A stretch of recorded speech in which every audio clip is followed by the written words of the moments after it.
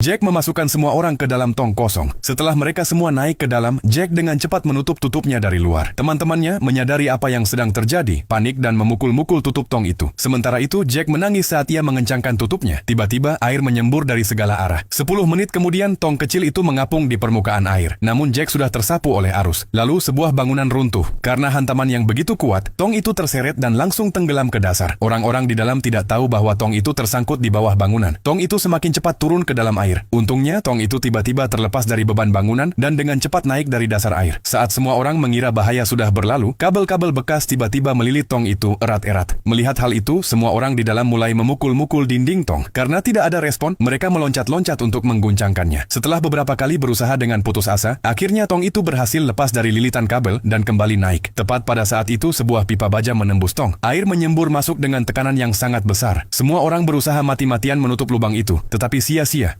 Tekanannya terlalu kuat. Saat mereka hampir kehilangan harapan, tiba-tiba terdengar suara pukulan dari luar pipa. Ternyata itu Jack, dia masih hidup. Dia menendang pipa itu sekuat tenaga. Dan 10 menit kemudian pipa itu longgar lalu terlepas. Tekanan di dalam tong meningkat. Tiba-tiba seorang pria di dalam menggertakkan giginya lalu menghantam lubang itu dengan sekuat tenaga. Jack mencoba meraih lengan pria itu dan berenang ke atas bersamanya. Tetapi tong itu naik terlalu cepat. Jack, yang mulai tenggelam, tidak berhasil memegangnya. Tepat saat ia hampir putus asa, kabel yang menempel pada tong itu tiba-tiba tersangkut di kakinya. Tanpa ada halangan lagi, tong itu melesat ke atas. Dalam waktu kurang dari 5 menit, tong itu berhasil mencapai permukaan. Saat itu, Anna yang berada di dalam melihat kebocoran lain di sisi seberang. Air dengan cepat mengalir masuk, membuat semua orang panik. Dalam waktu kurang dari 10 menit, air sudah naik hingga ke leher mereka. Mereka berjuang dalam keputusasaan. Seorang anak kecil menangis ketakutan tanpa henti. Ketika semua harapan seakan hilang, Jack muncul kembali. Dengan sisa tenaganya, ia memanjat ke atas tong dan dengan paksa membuka tutupnya.